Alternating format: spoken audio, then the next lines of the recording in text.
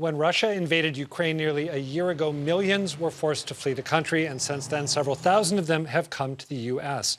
That includes Oleksandr, who came to New England last fall, along with her son, thanks to a program called Uniting for Ukraine. It was first launched last April and allows Ukrainian refugees to come to the U.S. for up to 2 years with regular Americans serving as sponsors. Now, the Biden administration is expanding on the idea behind the Uniting for Ukraine program with the newly announced Welcome Corps, which will allow citizen sponsors for refugees coming from other countries as well. The Welcome Corps is the boldest innovation in the U.S. refugee resettlement in 4 decades, and it reflects the Biden administration's commitment to expand community engagement as we rebuild our refugee program. Oleksandr joins me now, along with Jessica Cerrone, the Director of Strategic Program Initiatives at the International Institute of New England, an organization that helps immigrants and refugees resettling in New England. Thank you both for being here. Oleksandr, you have had a very long journey to get to this point where you're sitting here talking with us today. You've gone from Kharkiv to Bulgaria to Wakefield, and now you are settled in Lowell. How did you get connected with the sponsor who enabled you to go from Bulgaria to the United States? Well, thank you for inviting me to this studio. I'm really happy to share my experience with other Ukrainians and other Americans who probably want to help more refugees, more immigrants like me. So, I had a friend in Ukraine who married a US citizen 2 years ago, just before the COVID, and she moved to the US. We started together in university, and then I hired her to work at our publishing house in Ukraine. She was a translator, English translator. And when she heard this terrible news about Russian attacks, of course, she wrote to me, she called me, and asked me, what can I do for you? Can I help you somehow? Well, at that time, I didn't plan to come to the US, but anyway, she tried to help me how she could. And we decided with my family to go to Bulgaria and to spend summer there because of my son, for him to be in the seaside because he has some health problems. That's why we choose Bulgaria. And it was a hard trip. My city, Kharkiv, is situated in the northeastern part of Ukraine. And it took us 1 week, almost, to get from eastern border to the western border of Ukraine, to the border with Romania. And our car broke on the way. Well, it was a really long, stressful trip that I won't forget.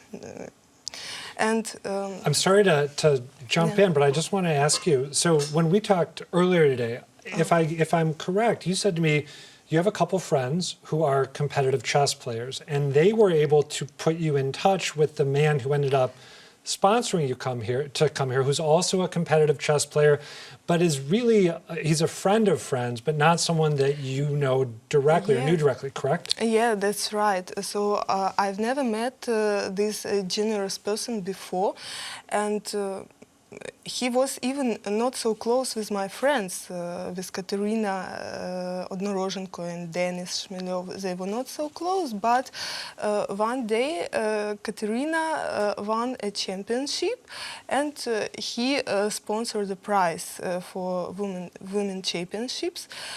And he asked her, where is she from? And she answered, I'm from Ukraine. And then he suggested his help to any people in need who she knows. Go ahead. Sorry, finish the thought. So that's why, and she told him about me. And after that, when he suggested kindly his help, she again reached out to me and said, okay, Oleksandra, now there is a program, Uniting for Ukraine, and there is a person ready to support you, because, well, my resources were really limited, and I couldn't afford myself to buy tickets for people to get from Bulgaria to Turkey, Istanbul, and then from Istanbul to Boston. And that's obviously incredibly expensive travel. And then I believe he also had to help you get an apartment, right? Provide the funding necessary to get an apartment. Yeah. Am I correct there? Yes. First couple of months I spent in my Ukrainian friend's house in Wakefield, and then, well, things changed, so I received a job offer, and then I moved to Lowell. So now I stay in Lowell. Let's get you in here, Jessica. As this story highlights, it seems to me, just from outside the world that you operate in, that there are a number of different actors that can play a role depending on the particular situation, depending on the programs that are at play. There's the federal government, state government, organizations like yours and the one that Oleksandr now works for. And then there are individuals, good-hearted benefactors, men and women who decide to take on this responsibility. How is the Biden administration's new proposal going to shift the balance between those various parties that's existed before? Yeah, you're right. There are numerous people involved in resettling people and bringing people to the U.S., even when it was a traditional resettlement program. So traditionally, a U.S.-based resettlement agency would bring people from abroad, from a country over. They would sponsor them in the way that they have typically done it and bring them over through a resettlement process, through a U.S. resettlement program.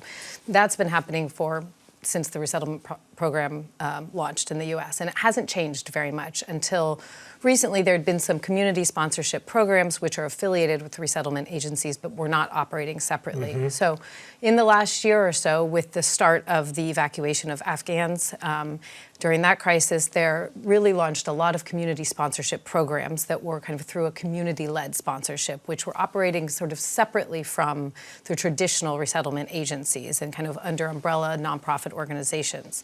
And then there's also community sponsorship programs which are being led through resettlement agencies, just to make it more confusing, and then launched the Sponsor Circles and the Unite for Ukraine process, which are individuals that can bring folks over kind of with the U.S. State Department. They've been vetted through the same process as people come over through resettlement agencies, but they're being supported individually. So I have to ask you about the upsides and the downsides of what the State Department wants to do here, because as Oleksandra's story indicates, on the one hand, it's obviously wonderful that you found a sponsor who was willing to do this. You have now been able to make a brand new life for you and your son. You're now working, helping people who are in a similar situation to where you were when you came to the country, not very long ago at all.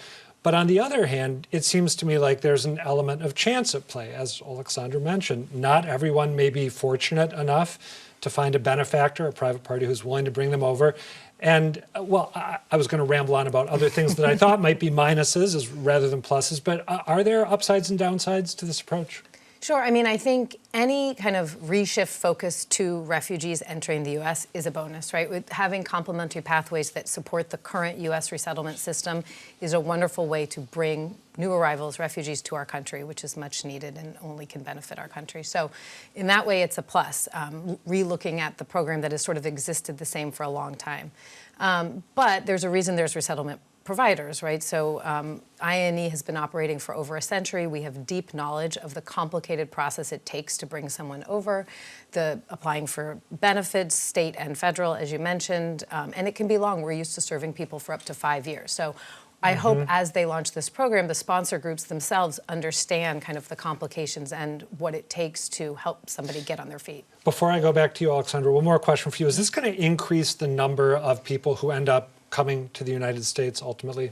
That's the intention, right? So the ceiling is set by the executive office, the president, each year, and anyone coming through a private sponsorship program is outside those numbers, so in addition to those numbers. So ultimately, this year, I believe they're focusing on 5,000 people in the private sponsorship program, which would be in addition to the ceiling, which was set at 125,000, which I don't expect to meet. But as I was going to say, which we wouldn't necessarily get to. We wouldn't meet, but as they scale up the program, the intention is to increase the number of people arriving.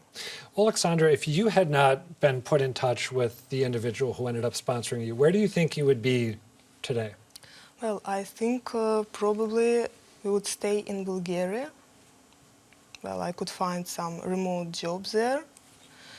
And, well, we could survive there in theory, but it was a plan for a short term, but if I start thinking about my son's future, of course, I would like him to learn English, well, to have some hope and more opportunities.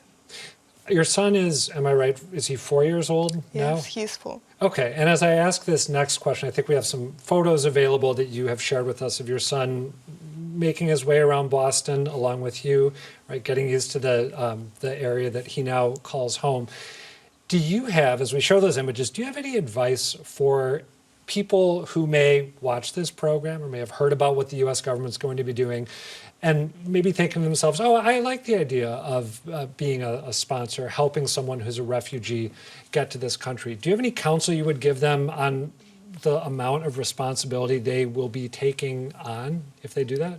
I'm sorry, do you mean now refugees or people who want to help? You actually guessed what my second question was going to be. I'm curious about both because obviously this is you have deep gratitude for the individual who helped you do this.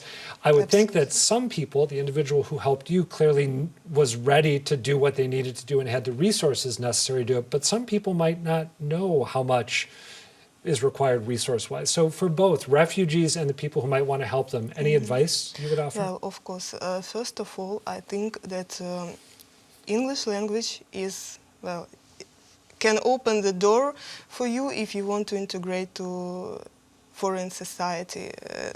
Not just American society, every society, it's international language now. So learn English, try to integrate into American society, American community, and try to become self-sufficient. Because if you stay for a long time in a house, no matter how big house, with your relatives, probably not so close relatives or friends, well, after some period of time, it's getting harder and harder for everybody to live in the same area, and especially if your relatives should take care of you like you are, I don't know, 5-year child. So you should be independent and you should try all you can do to make steps to become independent, and as soon as possible, of course, to preserve your friendship, your good relationship with your relatives. So this is my advice for refugees. And for the sponsors, I can say, please don't be afraid of refugees. If you have opportunity to help, please help, because now, well, it's like the dark side. The dark side is fighting with light. You know, it's like something evil and something good. So let's build a chain of kindness. So this, my sponsor Artur Barlas, who I'm so grateful, he started this chain, and now he gave me an ability to help others too, and I will continue this chain of kindness. I mean, and I will be. My goal is now to do everything I can to help people in need like me. And honestly, before these terrible events, I didn't think that much about that. You know. I wouldn't think you would have had reason to, and I think most people probably haven't thought about these things unless you're forced to. But now everything, well, I see things differently, and probably it's, well, my life goal. Well, and you're doing it, right? I like to help other people. Jessica, I want to give you the last word here. There's some counsel from Oleksandr. Would you offer any counsel as this program is rolled out? And I know there's a lot we still maybe don't know about how it's going to work, but would you offer any guidance to people who might be thinking about playing the role that her sponsor played for her? I mean, I would say similar to what Oleksandr said. I think it's an opportunity to sort of see your community through a different lens. That's kind of how I talk to people who are interested in sponsorship.